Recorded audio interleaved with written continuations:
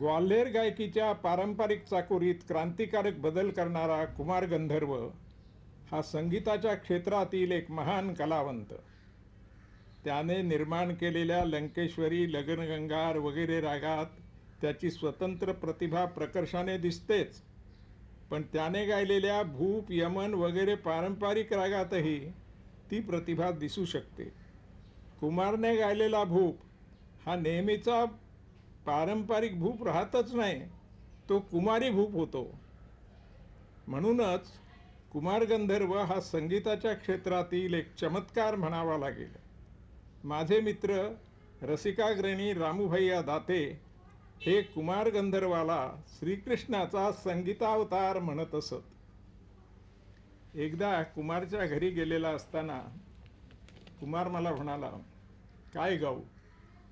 मी म्हटलं, काहीतरी वेगळं गा. काय वेगळं म्हणजे काय गाऊ?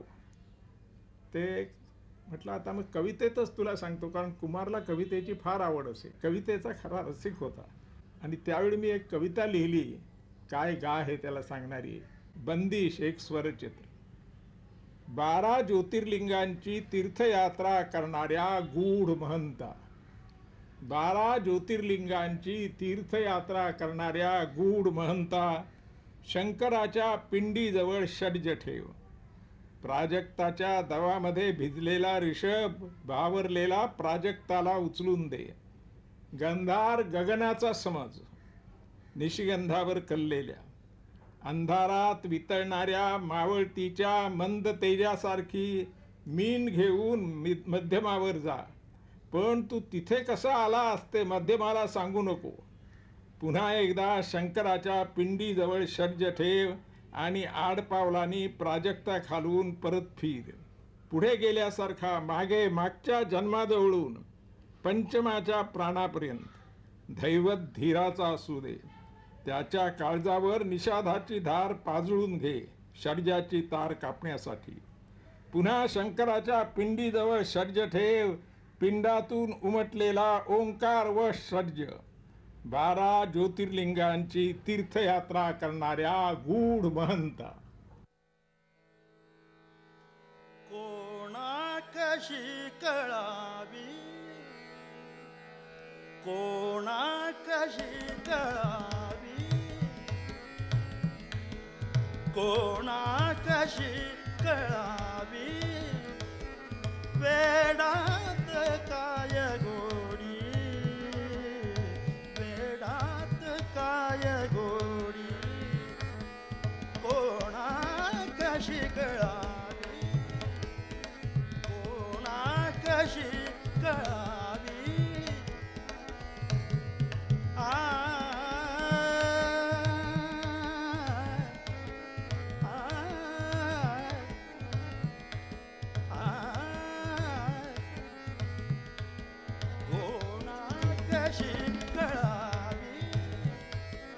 कोणा कशी कळावी.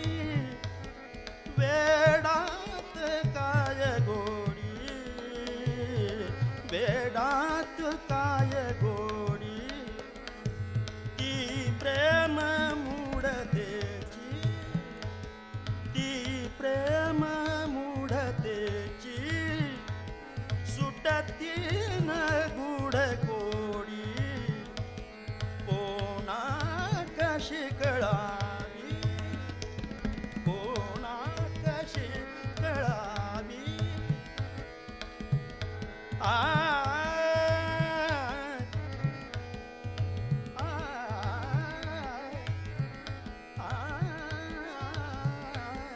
कोणा कशी कळावी, कोणा कशी कळावी.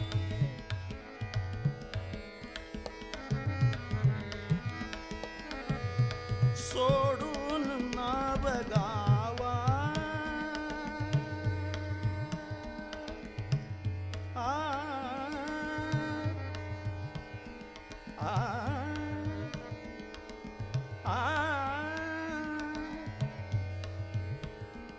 सोडून नाव गावा.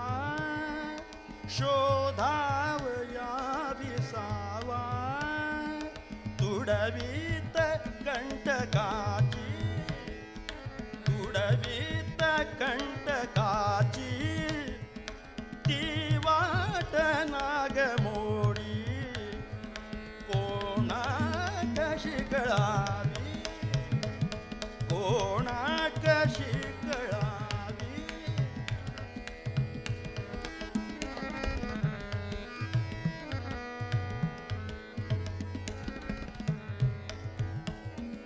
लारीवरी फिरावे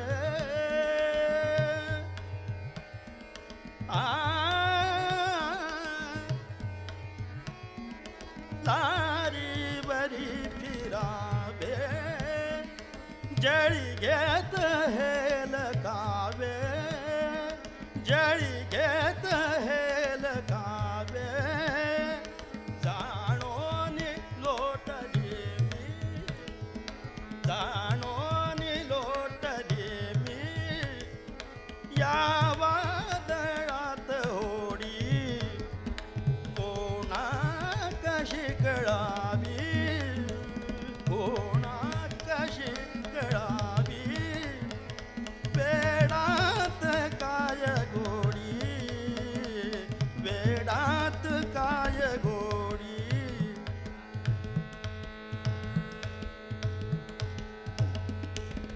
दिसती अजाण भोळे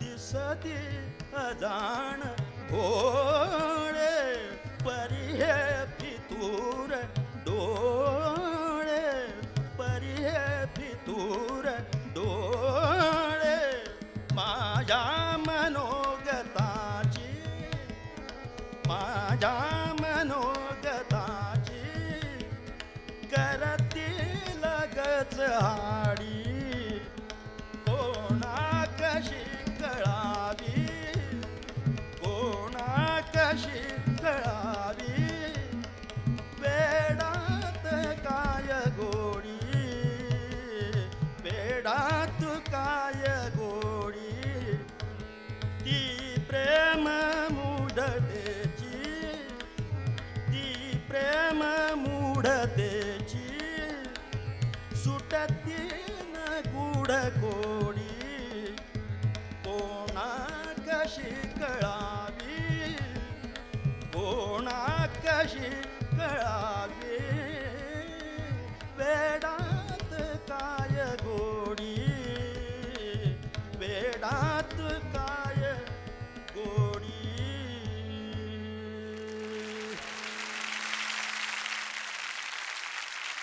गाण्यातलं तराण्याचं नेमकं स्थान कसं असावं याविषयी कुमारांची एक वेगळी दृष्टी होती.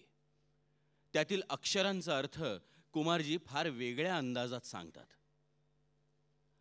आपण गायला बसतो ना तेव्हा काही वेळा असं होतं की खूप काही सांगून झालंय, नादाचा उगम संपलाय, आता अर्थ नकोच, अर्थाचा कंटाळा आलाय, जा ये म्हणायचा सुद्धा कंटाळा आलाय आणि तरी गायचंय.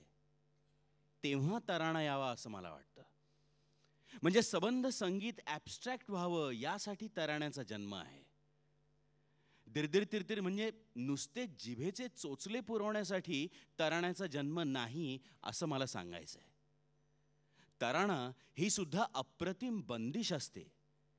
काही तराणे इतक्या वरच्या दर्जाचे आहेत की तराण्यानं मैफल सुरू व्हावी. अगदी मैफल संपता संपता शेवटी हात धुतल्यासारखे तराणे म्हणावेत असं काही नाही. तराण्याची भाषा आपण समजून घेतली पाहिजे, आपली भाषा त्याच्यावर लादू नये. रसिकाओ, हेच म्हणणं थोडंसं समजून घेऊया.